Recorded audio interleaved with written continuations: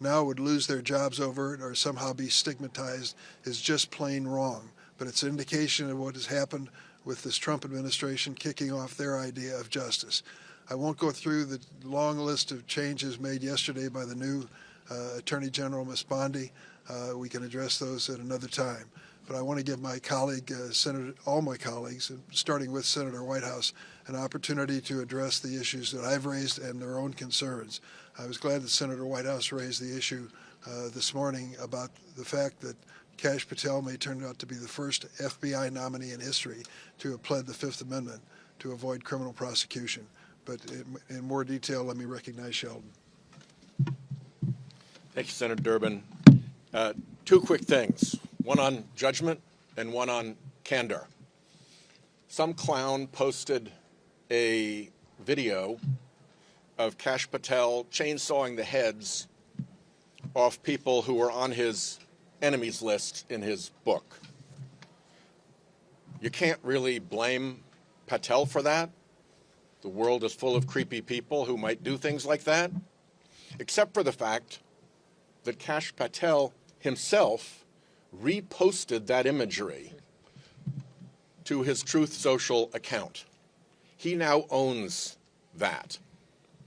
Setting aside how grotesque that is, the idea that a man with the kind of judgment that he thinks it's okay to repost imagery of himself chainsawing his political enemies, not appropriate for an FBI director. And in terms of candor, we asked him repeatedly about what he testified to in the grand jury. It is basic black letter law that a witness can walk out of the grand jury and tell the entire world what they said, but he wouldn't tell this committee what he said. He pretended there was a seal order. There is no record or evidence of any seal order. So a second piece of candor may be that he's lying about a seal order. And last, as Chairman Durbin just mentioned, he pled the Fifth. Well, everybody's got the right to plead the Fifth. But pleading the Fifth means you perceive a substantial and real risk of criminal prosecution. Somebody who has faced a substantial and real risk of criminal prosecution ought to have some explaining to do before they become the head of the FBI. And we've been provided none of that information, which sets, as I've pointed out, a novel precedent for this committee that somebody can testify in the grand jury, refuse to disclose it to us, take the Fifth, refuse to disclose to it what that substantial and real risk was, and it's okay with the committee to not look into those things. That, to me, is the astonishing part of where we are, and I will turn now to Senator Klobuchar. Right. Thank you, Senator Whitehouse. Thank you, Senator Durbin. I come out of a background as a prosecutor, and for years, I'm still proud of that work that we did, but we worked with federal law enforcement. And that nonpartisan, independent nature of the Department of Justice, the U.S. Attorney's Office, the FBI is really key to all the work and the belief in our justice system. And I am shocked that our Republican colleagues have not signified any concern about this nominee. A nominee, in addition to the arguments made by my colleagues, a nominee who said that he should close down the FBI headquarters where they do all the terrorism and they coordinate the cyber investigations.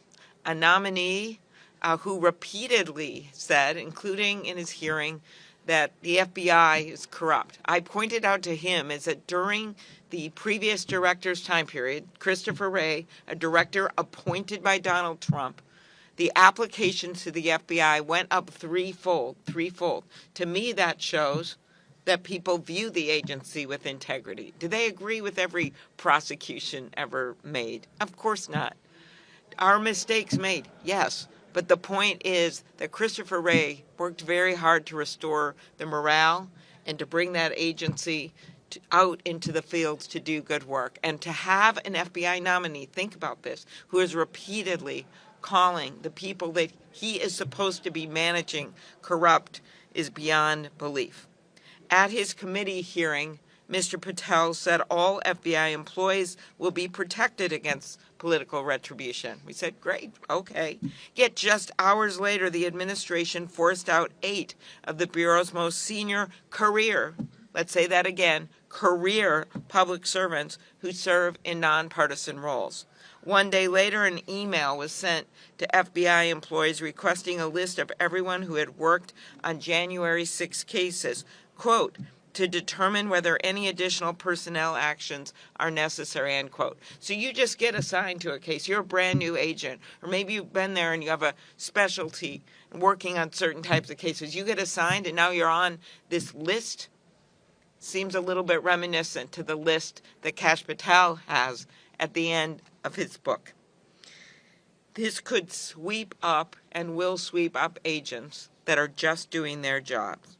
The FBI director's loyalty must be to the American people, to the Constitution, and to the rule of law. But Mr. Patel has made it clear that his loyalty is to the president. He has threatened to come after, those are his words, in the past, the president's critics, not just in government, but in the media.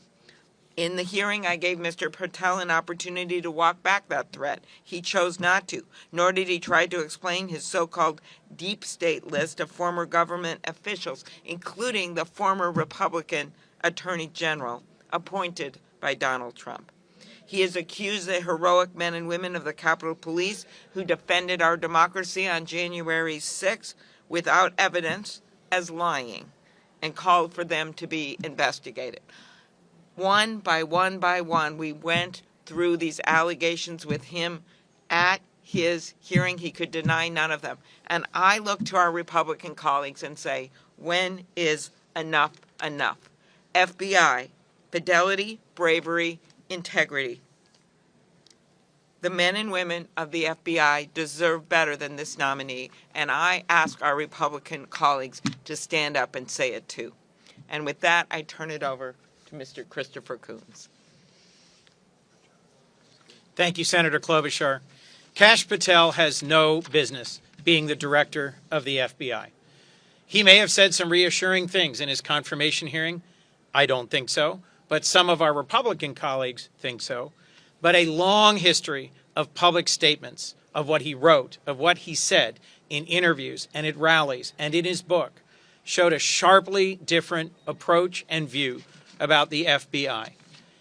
In the confirmation hearing, I asked him 3 simple, direct questions about whether or not, as FBI director, he would continue a decades-long tradition of being independent.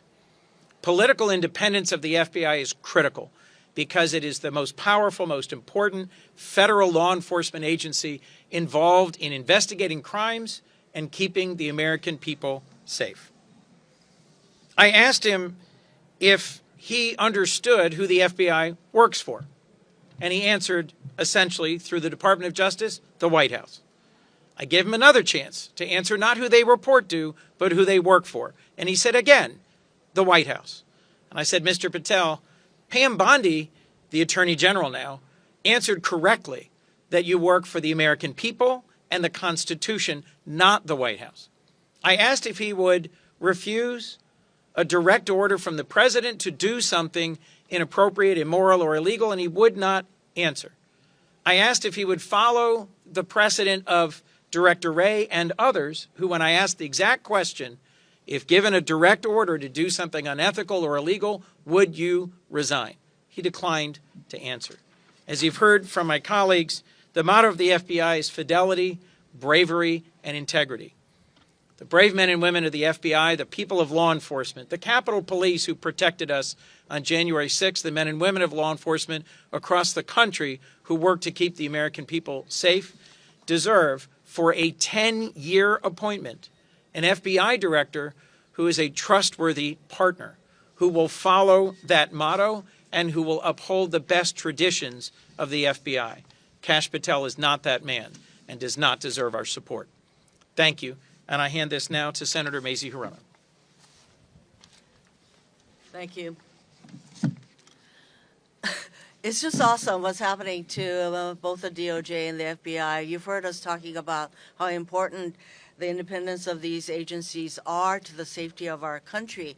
And if we cannot trust the people who are leading the DOJ, for example, the highest ranking law enforcement officer in our country, the FBI that has all the levers and tools to investigate and go after people who are potentially harmful to our country, if we can't rely on these people to keep us safe, then we are in very deep trouble. And as you've heard from my colleagues, there are literally thousands of potential people who are working at the DOJ who worked on potentially the January 6th investigations who could be fired. What is going on?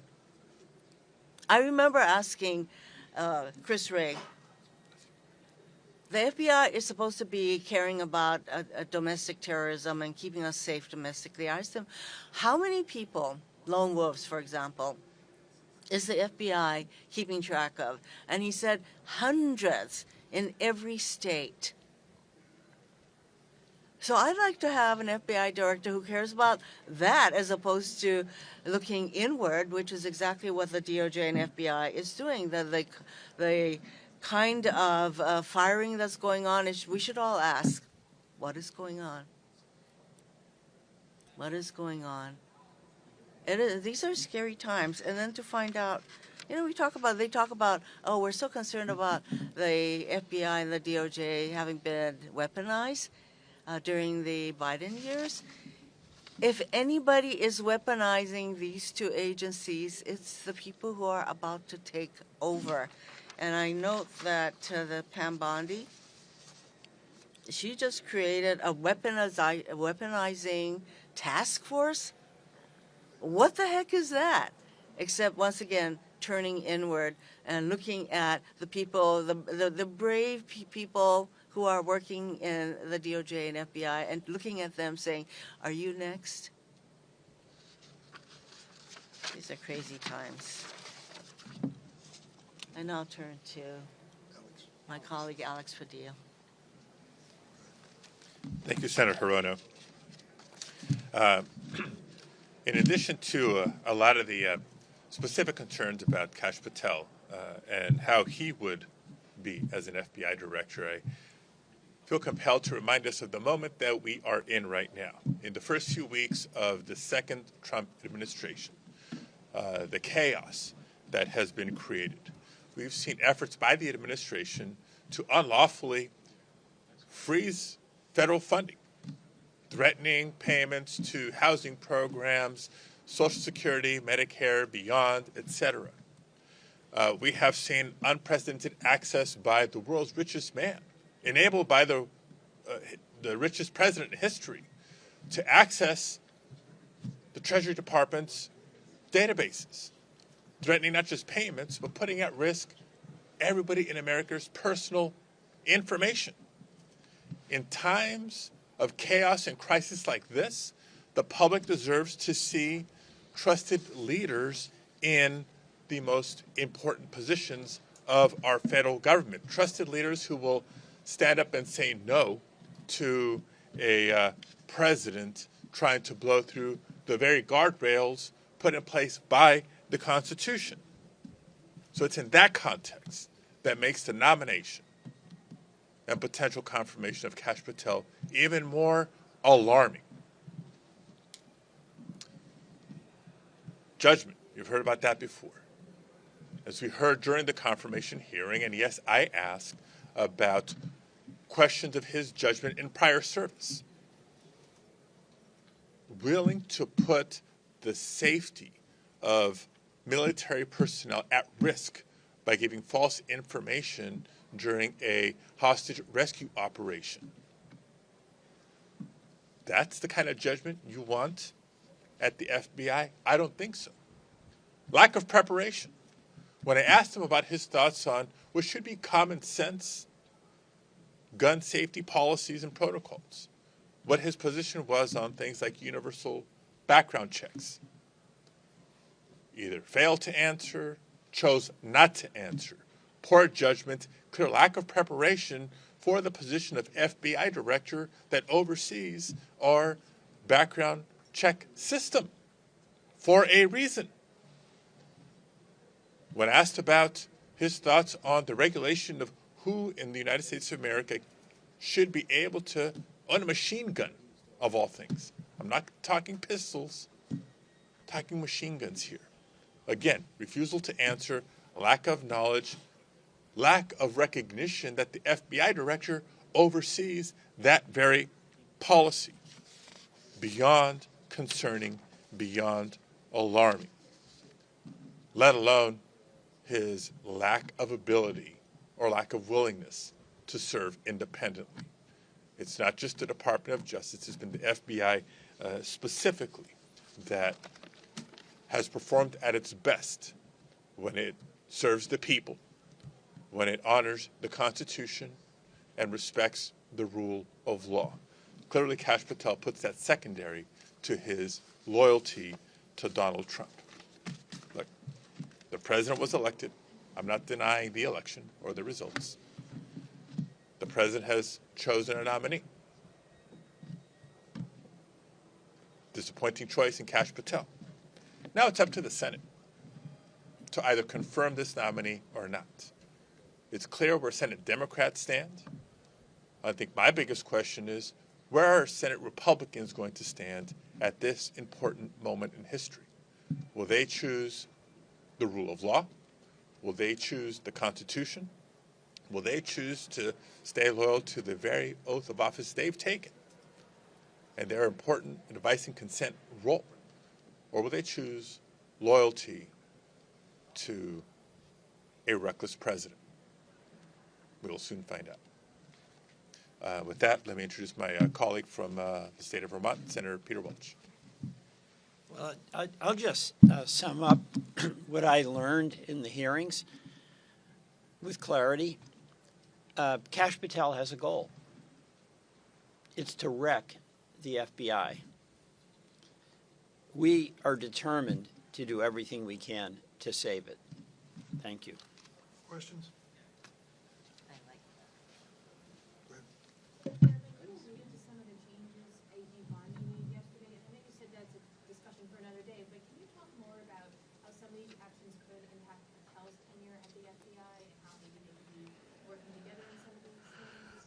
Attorney General Bondi wasted no time allying herself with Kash Patel and endorsing his candidacy to head the FBI. Traditionally, the FBI, of course, is the major investigative agency for the Department of Justice. So I think he's going to be hand in glove with her agenda. We saw part of it in the first 24 hours. I'm afraid we're going to see more. Also, I would note one of the, go ahead, Mace. No. Okay, one of the orders specifically referred to the lawyers at Justice as the president's lawyers, which I suggest you look at that because that is just the antithesis of what the Department of Justice is. The president has lawyers. That's over at the White House in the counsel's office. The lawyers that work at the Justice Department, they work for the Justice Department, the administration of justice for the country. Their boss is the people. Take two more questions, yes. It'll be before the committee next week, and then after being reported out by the committee, it's up to the Republican leadership in the Senate to schedule it on the floor. Senator, some of the questioning from Judiciary Democrats during the first hearing felt to me and others kind of sloppy and scattered. What was your strategy going into the hearing, and what would you hope to do differently? There is so much information involving this individual and his book and all of his statements. It isn't just one single issue or one single question. We tried to cover the major questions, and of course, during the course of a hearing, other questions emerge.